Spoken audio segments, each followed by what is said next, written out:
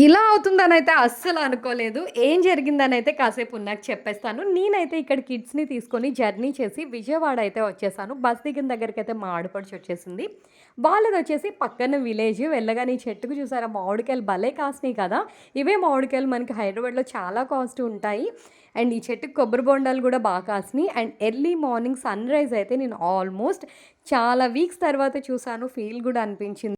ఈ సన్‌రైజ్ చూడగానే నాకైతే 'సూర్య సన్ ఆఫ్ కృష్ణన్' మూవీలో ఒక సాంగ్ లిరిక్స్ గుర్తొచ్చినియి. మీరు కానీ గెస్ చేస్తే కామెంట్ చేసేసేయండి. లేదంటే నేను నా నెక్స్ట్ వీడియోలో చెప్తాను. సో, ఇంతకీ ఈ విషయం ఏంటంటే నేను లాస్ట్ టైమ్ లక్ష్మి వాళ్ళ ఇంటికెళ్ళినప్పుడు నాకు వేడి చేసిందని తనైతే నన్నారి షర్బత్ కల్పించింది. ఇదైతే బాడీని సూపర్ కూల్ చేస్తుందంట. అంతేకాకుండా బ్లడ్‌ని కూడా ప్యూరిఫై చేస్తుందంట. అంతేకాకుండా సమ్మర్‌లో మనకి ఏదైనా చలి చల్లగా తాగాలి అనిపించడం కూడా సహజం. సో, ఇన్ని బెనిఫిట్స్ ఉన్న ఈ నన్నారి షర్బత్ బాటిల్ అయితే నేను హైదరాబాద్ నుంచి ఒకటి కొని తీసుకొచ్చాను. సో, ఇది ఎలా కలపాలో నాకు కూడా తెలీదు. ఫస్ట్ టైమ్ ట్రై చేశాను. సో, తను చెప్పిన విధంగానే అంతా ఫాలో అయ్యాను. సబ్జీ సీడ్స్ వేశాను, షర్బత్ వేశాను, సోడా వేశాను. కాపోతే షుగర్ వేయడం మర్చిపోయాను. అలానే ఒక గ్లాస్ అయితే వాళ్ళకిచ్చేసాను. తాగి పాపం ఏం చెప్పాలో తెలియక బానే ఉంది అని అన్నారు. ఆ తర్వాత నేను తాగిన తర్వాత వగరుగా అనిపించింది.